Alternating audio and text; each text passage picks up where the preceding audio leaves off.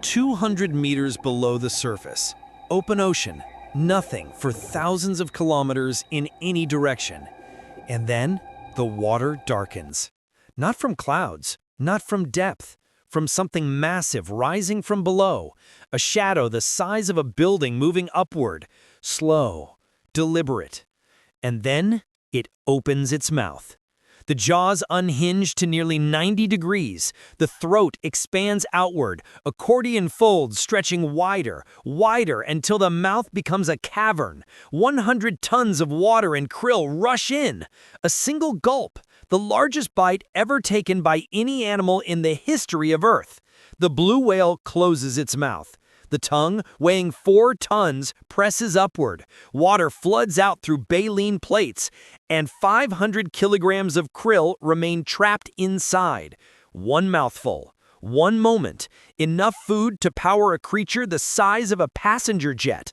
This is the blue whale, the largest animal to ever exist, larger than any dinosaur, larger than anything in 4 billion years of life on this planet.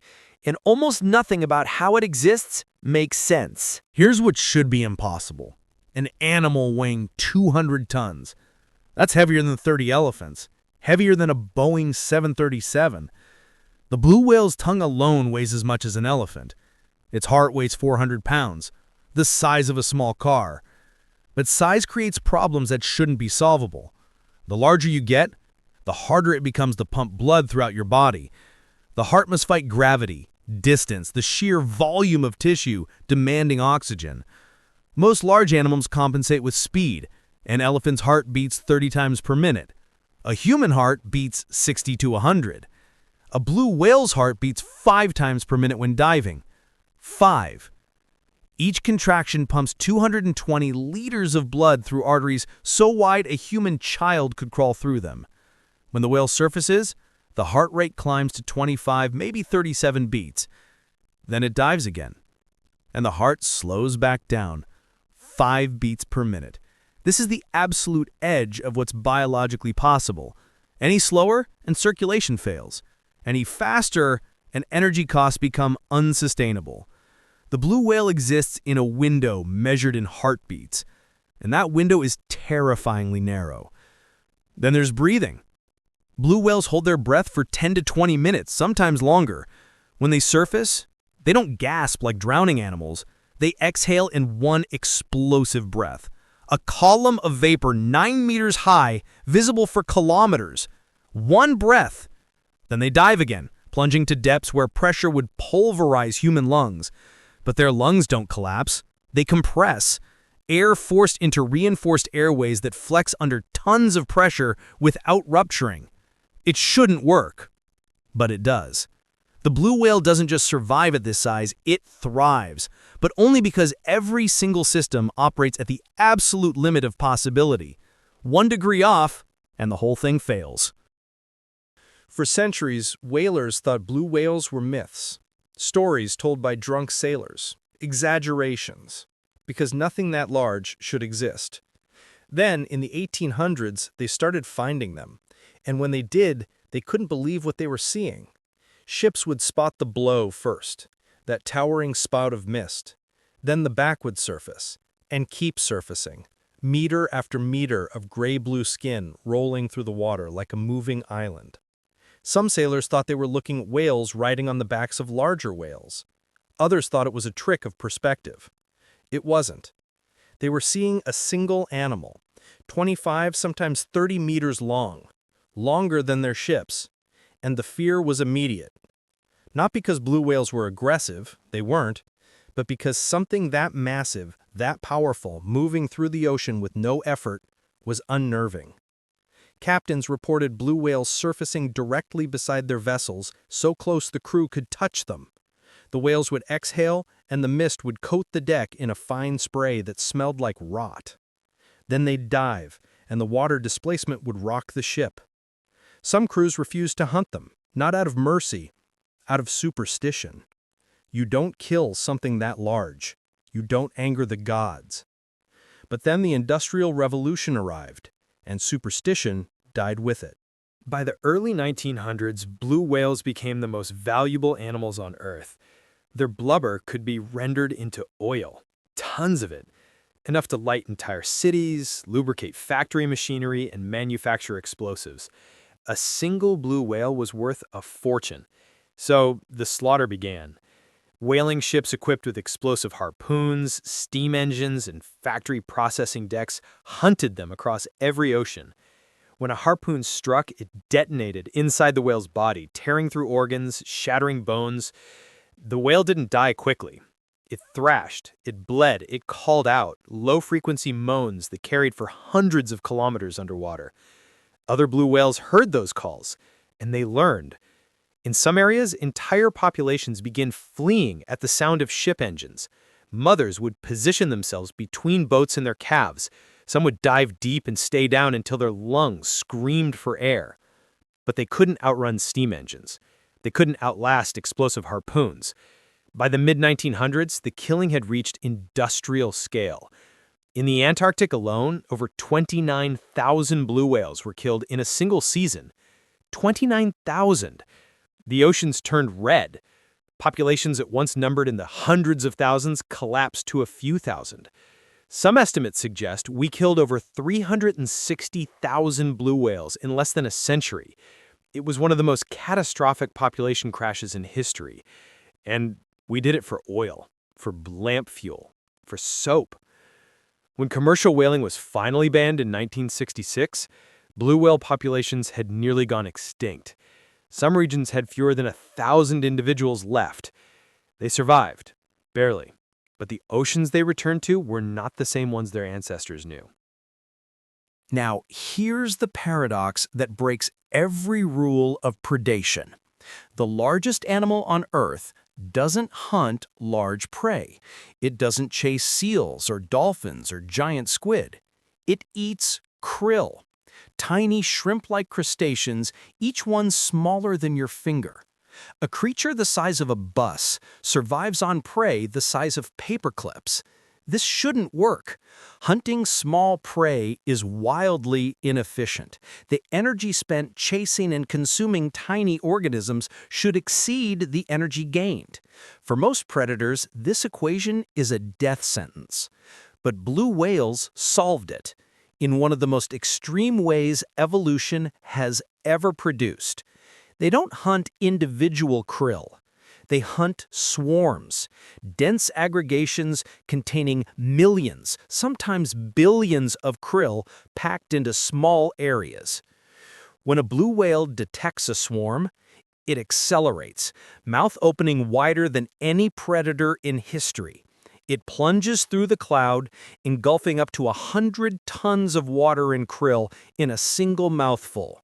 Then the magic happens. The throat has pleats, accordion-like folds that expand outward, turning the mouth into a massive trap. The whale becomes a living filter, sieving the ocean itself. Once full, the mouth closes. The tongue presses upward, forcing water out through baleen plates. The krill are trapped, the water escapes, the whale swallows. A single gulp can contain 500 kilograms of krill. During feeding season, a blue whale consumes up to 4 tons per day. 4 tons every single day. That's roughly 40 million individual krill. But here's the problem. Krill populations fluctuate wildly. Some years they're abundant. Other years they nearly disappear. Blue whales have no backup plan. They don't eat fish, they don't eat squid, just krill. If krill populations collapse, blue whales starve. It's the most specialized diet of any giant animal, and it's the most fragile. One bad year and entire populations can decline. 2 bad years and calves start dying. This is survival balanced on the edge of a single food source. And that source is disappearing. Here's something almost no one knows. Blue whales are the loudest animals on Earth. Their calls register at 188 decibels. A jet engine at full throttle is 140 decibels. A rock concert peaks at 120. The blue whale produces sound energy thousands of times more powerful than anything humans can create without machinery. The calls are low frequency, deep pulses that vibrate through the water like earthquakes through stone. Some frequencies fall below the range of human hearing. We can't hear them, but we can feel them. Researchers standing on ships have described the sensation of blue whale calls passing through their bodies, a pressure in the chest, a vibration in the bones. It's not sound, it's force. But why so loud? Scientists believe the calls serve multiple purposes. Navigation. The whale sends out a pulse and listens for echoes, mapping underwater terrain across hundreds of kilometers. Communication. Blue whales are often solitary, swimming alone for weeks. Their calls allow them to maintain contact across vast distances. And mating. Males produce long, repetitive songs that can last 20 to 30 minutes, possibly attracting females or establishing territory. But here's the mystery. Blue whale calls are changing.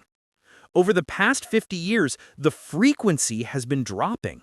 The calls are getting deeper, lower, more bass-heavy. No one knows why. Some scientists think it's a response to ocean noise. Shipping traffic, naval sonar, oil exploration have made the ocean unbearably loud. Maybe blue whales are adjusting, trying to be heard over the din. Others believe it's population-related. As numbers recover, maybe they don't need to call as loudly. Or maybe it's something else, something we haven't considered. The blue whale is speaking a language we're only beginning to understand, and the message is changing. Here's what breaks you. When a blue whale calf is born, it's already one of the largest animals on the planet. 7 meters long, 3 tons, longer than most cars, heavier than 2 rhinos, and it's still growing. Fast. A blue whale calf gains 90 kilograms every single day, 200 pounds in 24 hours. By the time it's weaned at 7 months, it weighs 20 tons. How is this possible? Milk. But not like any milk you've ever imagined. Blue whale milk contains 35 to 50% fat. Human milk is 2%. Cow milk is 4%.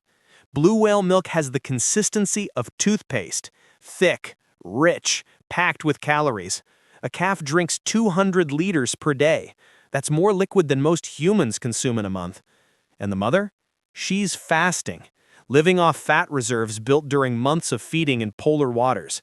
She's losing weight while the calf gains it, transferring energy directly from her body to her offspring. It's one of the most extreme acts of parental investment in nature. And it has to be, because blue whales are born in warm tropical waters where there's no food. They must grow fast enough to reach the cold, krill-rich feeding grounds before they starve. If they don't grow quickly, they die. There's no second chance. And once weaned, the calf is alone. No extended childhood, no years of learning. Figure it out or perish. Most don't make it. Calf mortality is high, though we don't know exact numbers because we see so little of their early lives. The ones that survive face years before reaching maturity. Females don't reproduce until they're 5 to 15 years old, and even then, they only give birth once every 2 to 3 years. Blue whale reproduction is slow, vulnerable, and entirely dependent on conditions being perfect. And conditions are rarely perfect. Here's the thing no one talks about. Blue whales aren't invincible. Despite their size, they have predators. Orcas hunt them. Not often, but it happens. Pods of orcas working together can harass, injure, and kill blue whale calves. Adults are generally too large, too fast. But young whales, sick whales, injured whales are vulnerable. There are documented cases of orcas attacking blue whales for hours, targeting their fins, their flukes, biting until the whale weakens. Sometimes the blue whale escapes, sometimes it doesn't. But orcas aren't the real threat. We are. Ship strikes kill dozens of blue whales every year. Massive cargo vessels moving at 20 knots don't see them, don't feel the impact. The whale's body is found days later, spine shattered, floating offshore. Ocean noise disrupts their navigation, their communication. Climate change is shifting krill populations, altering distributions, making food unpredictable. And pollution. Chemicals, plastics, toxins accumulating in their bodies, weakening immune systems, reducing fertility. Blue whales survived ice ages. They survived continental shifts. But they nearly didn't survive us. And the threats aren't over.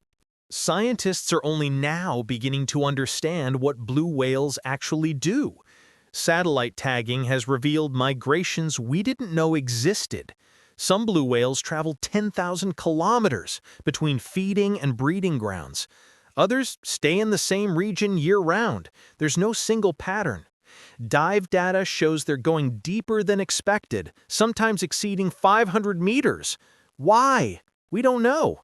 Behavioral studies suggest they might have social structures more complex than we thought. Some whales appear to travel together for years. Others remain solitary. And then there's the question no one can answer. We've never observed blue whales mating. Not once. Despite decades of research, thousands of hours of observation, no one has witnessed it. The largest animal on Earth reproduces in secret. We don't know the behaviors, the rituals, the signals. It's as though they've hidden this part of their lives deliberately. Maybe they mate at depth, maybe at night, maybe so briefly it hasn't been captured. But the fact remains, we know almost nothing about one of the most fundamental aspects of their biology. Nothing about blue whales is normal. Not their size, not their diet, not their reproduction.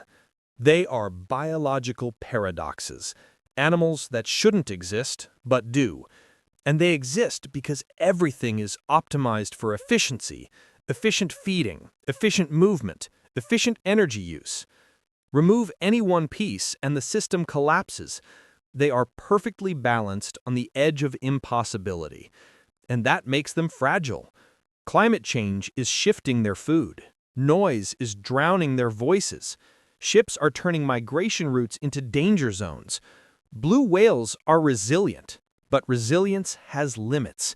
For millions of years, they've existed as proof that life can scale to unimaginable sizes, that the largest doesn't need to be the fiercest or the fastest, just efficient enough, adaptable enough, lucky enough. We nearly erased them.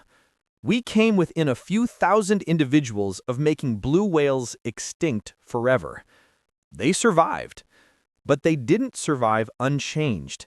The oceans are louder, warmer, emptier, and the blue whale, for all its size, for all its power, is still just an animal trying to survive in a world we are remaking. Nothing about them is normal. They are extremes made flesh, proof that nature can push life to scales we can barely comprehend, and proof that even giants can be fragile. The blue whale doesn't follow rules, it rewrites them, and in doing so, it shows us that the limits of life are stranger and more beautiful than we ever imagined. If you enjoyed learning about blue whales, we've created ocean-inspired wall art in the SeaScope collection. If you'd like to bring a piece of the ocean into your space, link in the description below. Thanks for watching, and we'll see you in the next video.